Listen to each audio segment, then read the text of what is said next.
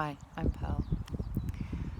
I'm getting to sit in a field of daisies right now, which is pretty cool. And this is probably the first time in ages that I've really put my feet on the ground. And today I feel like I've got a lot of clarity in terms of what's going on in the world. And I've really been struggling for weeks and weeks and possibly months. And then this morning I reminded myself that very often in order to find the answer, we just need to let go of everything. Because when we let go of everything, we let go of all the lies. And the only thing that remains is the truth. And for me, the truth is equality. The truth is that there is no human being on this planet that is better than me or worse than me. And I've been caught up in a lot of the commentary online and seeing a lot of the words and the hatred that's getting thrown around. And I kind of was getting into it in an intellectual way, in a wanting to dispute with people, wanting to tell them how wrong they were, judging people. And I realised that was the problem. That judgment is the problem.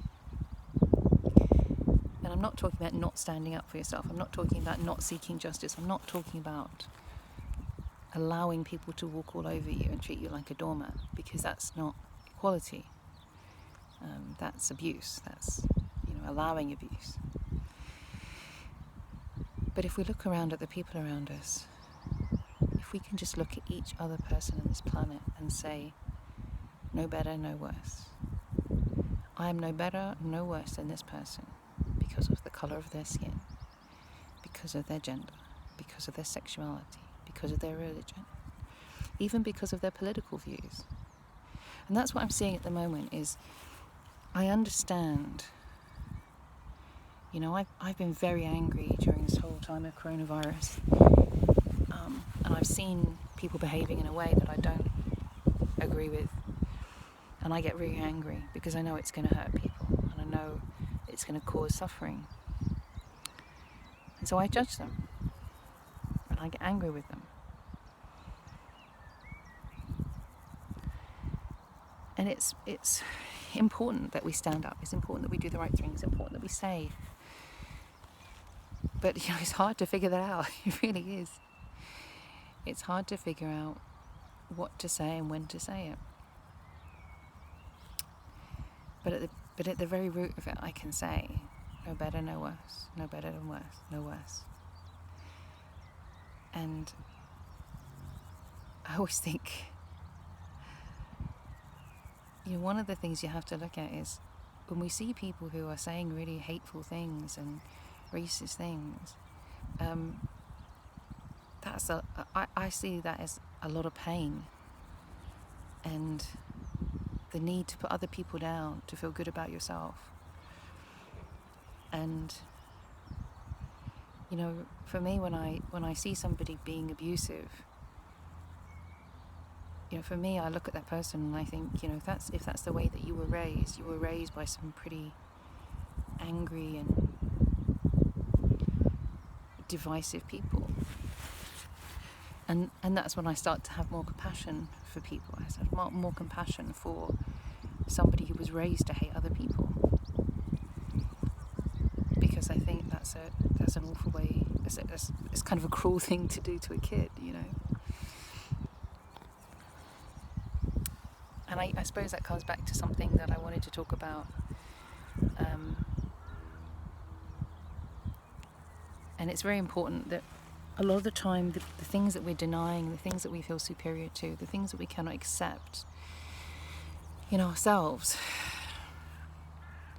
are because we cannot accept where we come from. We cannot accept our own history, our personal history, our familial history. And so I wrote a lot of books, and one of the books I wrote was called Reconciliation. And one of the big things I had to learn, and I went through in this book and I explain about, was having to reconcile to my personal history, my family history, my father's history. And as I stepped forward into that, I realised how much of myself I had denied. I had not allowed myself to be this or to be that or anything else because that belonged to my dad's side. And so what I did, and what I tell the story of in this book, was I travelled to see my ancestors, my ancestral home up in Scotland. And I started to kind of embrace where I had come from. I started to embrace that side of my family. I started to embrace the gifts that were in me that had come from my father. I'll tell an interesting story about that in a moment. And I also had to connect with and embrace family members from my father's side who I had a hard time connecting with and acknowledging and listening to. Not because I felt any better or worse than them, but because it meant bringing me closer to my father. And I think that that's a big difficulty that a lot of people have in the UK, the US, everywhere, in acknowledging a past that we don't want to acknowledge. Acknowledging and taking... The thing is, it's hard because you can't really take responsibility for a lot of it because it wasn't you that did it. You know, your parents may do things, but you know, we didn't commit those acts. We didn't do those things. So that healing from embracing the past and coming to terms with and accepting the past is very challenging. And I think, you know, when we acknowledge that and we say, well, I can love this person, I can love my history, I can love my parents, my grandparents, my great-grandparents, and so on, but I don't have to agree with them. I can forgive them, but I don't have to think that they were right. I know that they were wrong. I know that they were crazy, but I can love them anyway. You know, I can love the past anyway. I can love my ancestral line anyway, and I can forgive them.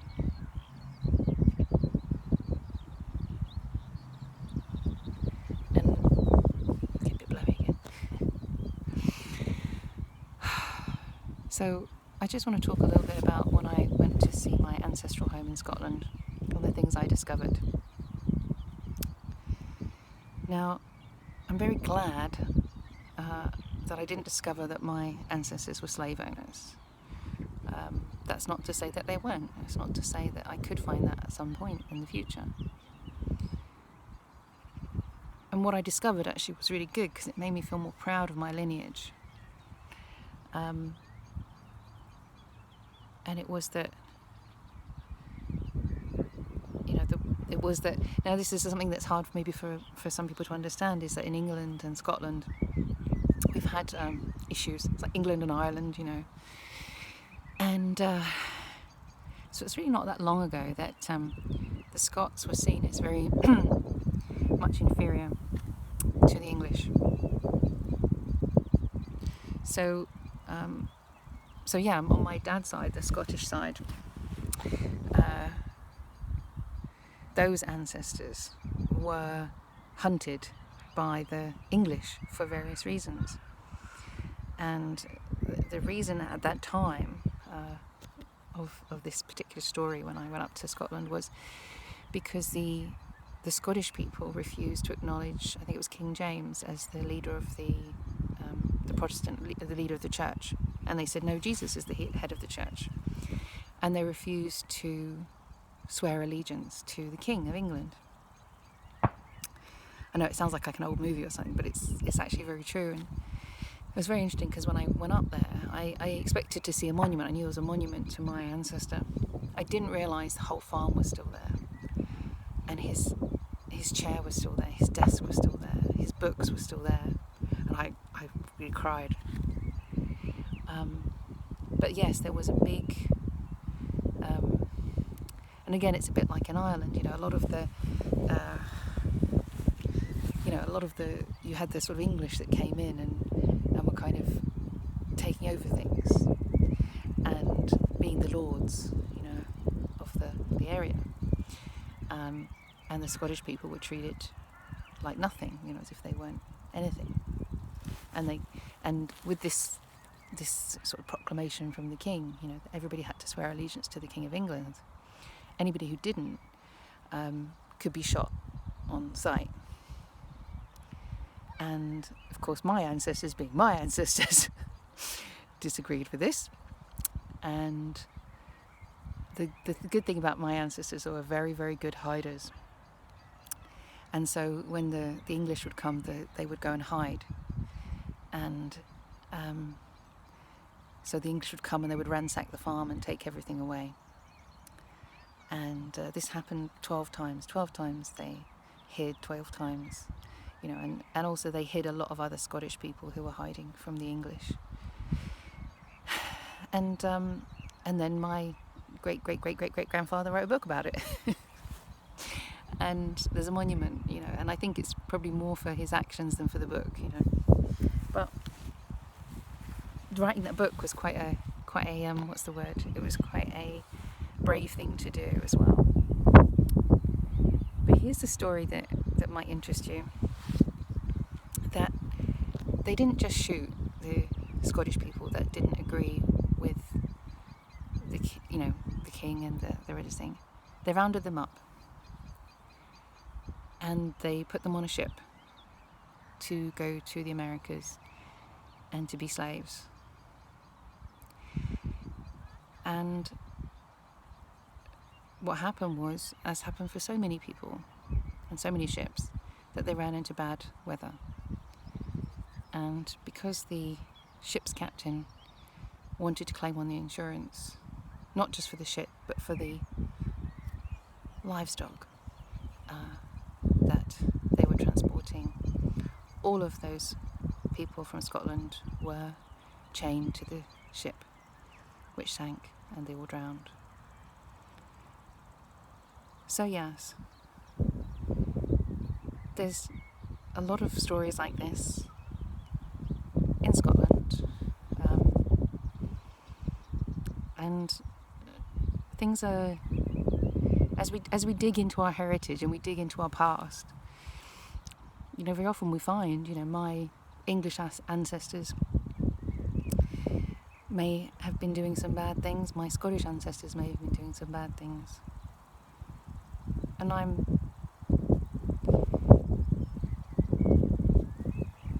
think the thing is, we have to come to that, and we have to look at it, and we have to not be ashamed of it. However we choose to hold that, however we choose to hold our past. And one of the things that has come up in programs as well is that there were black slave owners, black plantation owners. And that's incredibly jarring for people to admit, And, when we look back into our heritage, we may find a lot more good things than we think, and we may find a lot more bad things than we think. But for me, it's a very interesting question, like how much of our history, how much of our past and our lineage is important to us, and where it's important to us. And I know for me it's been a very healing process to go back and to learn about my ancestors on both sides, because there's a lot of things that I didn't know, even about my parents. And as I've come to know those things, I sort of forgive them. But more importantly, I come back to the things that have come down in me, the ancestry, the gifts that I've been given. And most importantly, I allow myself to be me. I allow myself to be my dad's daughter, as well as my mother's daughter. And I don't think, maybe I'm wrong, but for me, the only way to come to peace is to look at and honour and accept all the parts of me. That I am the daughter of this person and I am the daughter of this person. And I don't have to be ashamed or to hide from the past. I don't have to defend anything, any actions. I don't have to defend any of the history that came before me.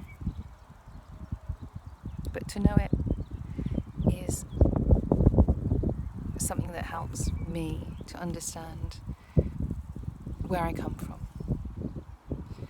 And to know that I am no better and no worse than myself. I do not have to prove myself.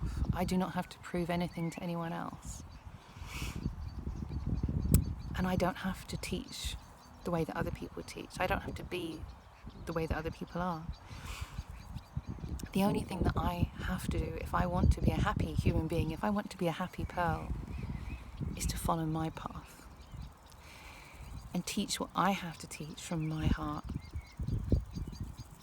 So I've written a lot about, what's going on in the world today, and I hope it helps. And I've spoken a lot about what's going on, and I hope it helps. But the real thing is that what helps me the most is to love and accept myself exactly as I am. And I don't need to do anything that doesn't feel right for me. And I don't need to follow the path that was set before me. Democracy. There we go. Isn't that nice? And the most important thing, we've spoken so much. I had a whole series about freedom. And one of the most important freedoms there is just to be yourself, just to be you and I, the way that we are. Just be like kids running through the fields and the flowers. And it starts by not believing I'm superior to anyone else, not believing I'm inferior to anyone else. Just being who I am. I'll stop now because this kid's going. And I hope it helps. Love you.